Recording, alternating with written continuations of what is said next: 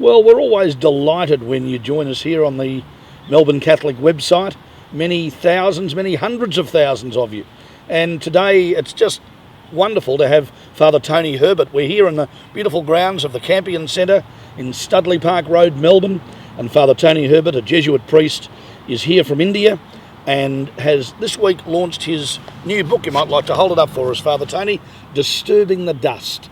So firstly, welcome and thank you very much. Lovely of you to give us some time. A Sydney boy and off to India in your early 20s. Must have been yes, quite correct. some challenge. Tell us about the sea trip. Well, having joined the Jesuits and have done 5 years of training here, the Jesuits here in Australian province had a mission in India, in Hazaribagh. So each year 2 or 3 were going across. Yes. And when we join the Jesuits, we commit ourselves to work for the kingdom of God in whatever way is possible, wherever we're asked to do. So 2 of us were sent to India on that occasion. That was 1965. 1965, an Essendon premiership, I might just add. But of course, Father Tony's a Sydney boy, so I won't go down the Aussie rules football path as we're chatting. What were your first impressions of India? It must have been a difficult contrast way back then. Bewildering in the beginning, but we were young and adventurous and ready to adjust and fit into the situation. So we arrived in Bombay, then came across to Hazaribagh, and I've written a little bit about that in the book, and then started teaching in the St Xavier's School there, learning Hindi, and gradually settled into the place. So in your head, you were really going as a Jesuit missionary? Yes, yeah. Almost in the footsteps of Francis Xavier of all those years ago. I mean, 4 centuries have taken place in between, so there is a little bit of difference. That's a wonderful analogy, isn't it? Yeah. And so, okay, you land in Hazaribagh, and I didn't know this, and I'm sure 99% of our people who are watching now on the Melbourne Catholic website won't know this. Am I right in saying it's the home to the lowest of the low in the society, the multi-layered society of India? The Dalits? Well, any society has got various strata. Australian society has it also. And a different country, every country has it. Might be based on ethnicity, gender, of course. Yes. Caste, gender, ethnicity, economic class. There's always strata in society, so you just can't say that India has it. Every country has it in different ways. Very often colour and race. Yep. India has the caste system, so I began to learn what the caste system was. Those who are privileged see their privileges as the way things are. Those who are not privileged think it's very different. And so I entered into that and started struggling with that and learning what it meant for the people. Sure. So the Dalit people, as has been described to me, very much the lowest of the low in that caste system. Yes. What sort of people were they, are they? Well, like people you'd find anywhere else. They're beautiful people, very good qualities in them. They can be very mean also. You can't romanticize them. Like any group of people you find anywhere, they are, how can I say, just ordinary human beings. Yeah. Yep. But I suppose what I was getting at was because they are living at what we would consider a pretty low level in terms of the caste system, does that impinge on their humanness? Do they find that a struggle? In any situation where you've got a dominant group and a dominated group, and it might be in gender, it might be in caste, it might be in race and colour, it's dehumanising for both. One might benefit from it, but the oppressor who oppresses other people otherwise is also dehumanised in doing that. And people at the bottom are dehumanised. So basically what we're hoping for is to get different groups, their differences in society, so get them to interact with one another in relationships of mutuality. And that's really what it's about. But to do that in practice, and that meant many ways like our education, having a bias to bringing in the poorer people into our education, into our schools. Right, yep. Giving them a lot more time, relating them with them as equals, to break down that inequality which society tends to make. And you get the same in Australia also. You go to our Indigenous people, Aboriginal reserves also, you'll find exactly the same thing as you find in the caste system. So I'm sure you didn't go in 1965 thinking, I'm going to be here for the next 52 years of my life. Well, when we went, at that time it was a permanent transfer, and most of the old missionaries formerly there, they had gone to India and spent their whole lives there and never returned at all. Oh, okay. So it was in your mind that you might be there for quite a long time. Well, it was just beginning to change there. That was the time of our Vatican II Council. We had a general congregation, and was seen a lot more reasonable that missionaries come back for home leave on a different occasion. So when we said goodbye, I was saying, I'll be back, don't you worry. So, Father Tony, a couple of deeper questions, I guess. Firstly, how would you say your time in Hazaribagh changed you as a person and maybe as a priest? Interacting with people has changed me a lot.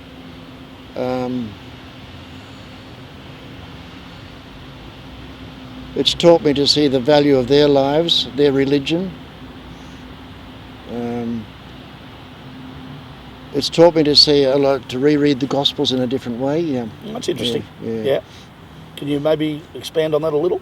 Well, you get an underclass of society, and they're stripped of the props and the masks that we all have.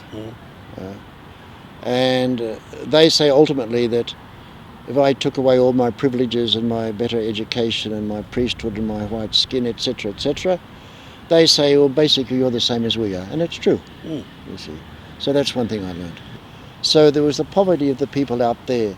But then what I learned as I went on was my inabilities and my limitations and my own poverty in many ways.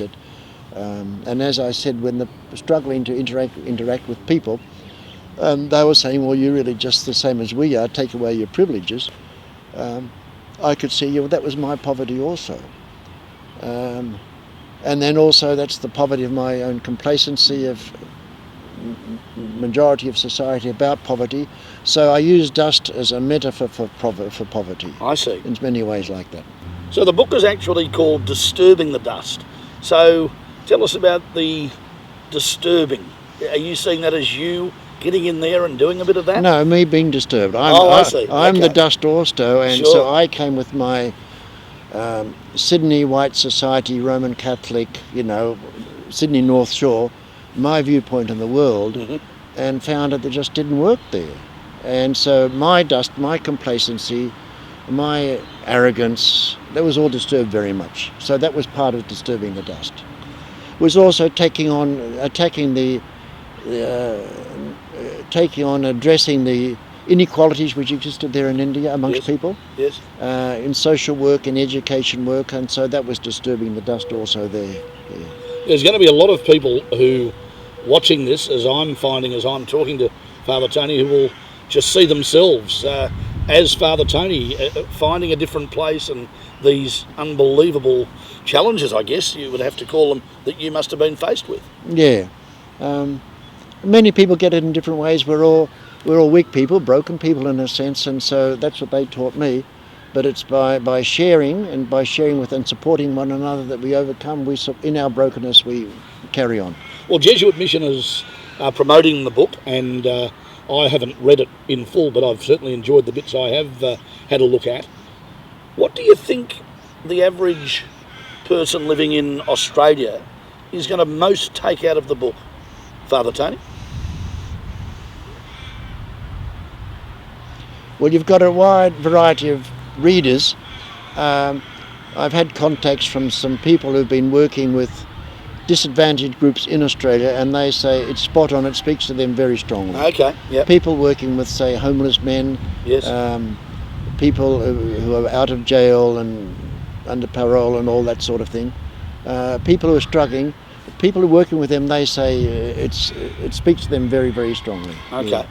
About handling that and about the difficulties they feel, the misunderstandings they go through, it's all there. I experience it in one context, they experience it in another context.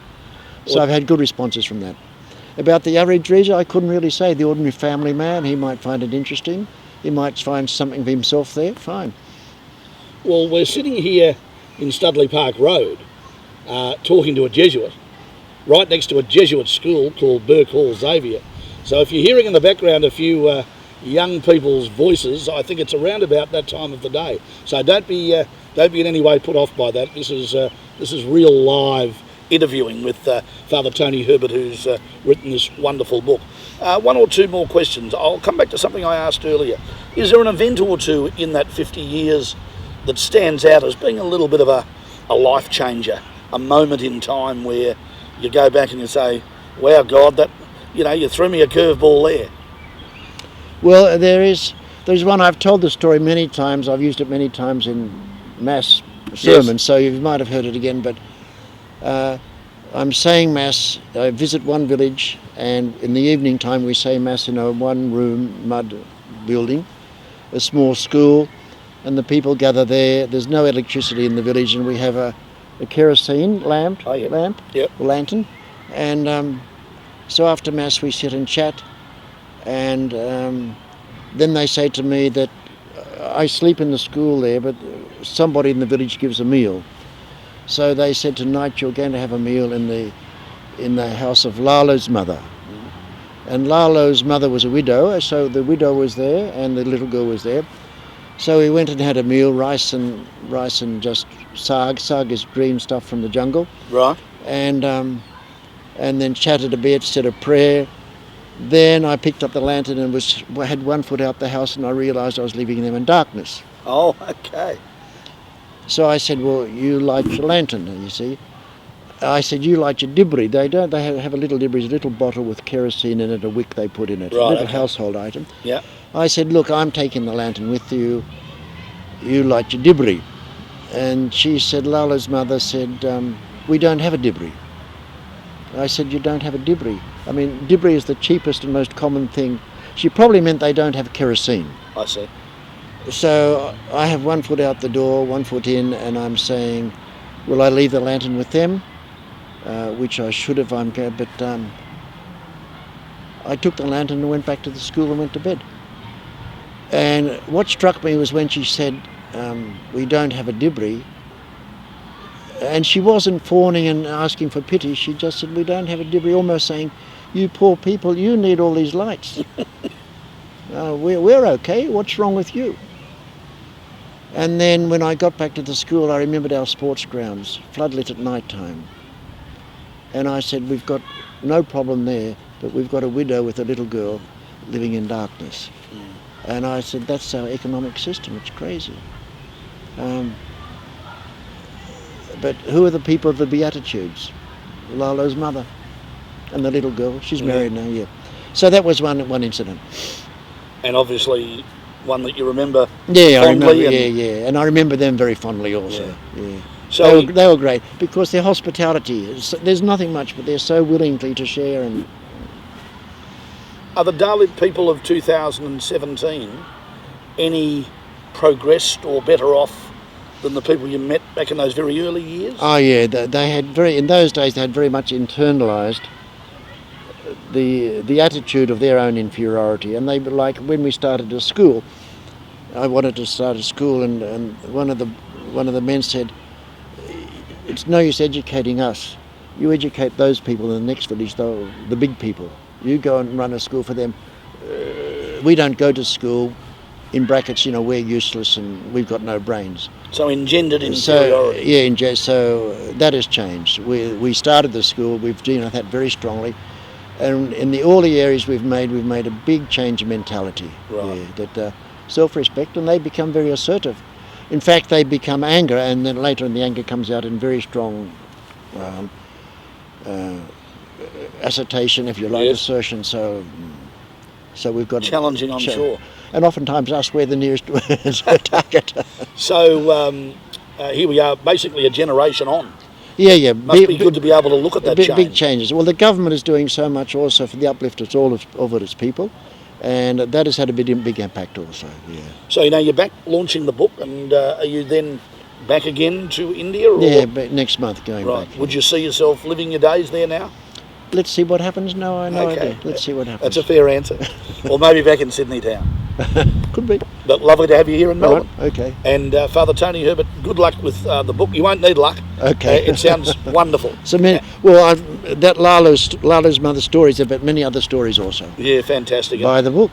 I will, don't worry. And congratulations on 50 wonderful years. Thanks so much. As a Jesuit missionary, following in the famous footsteps, Father Tony Herbert, and his book, Disturbing the Dust. I recommend it.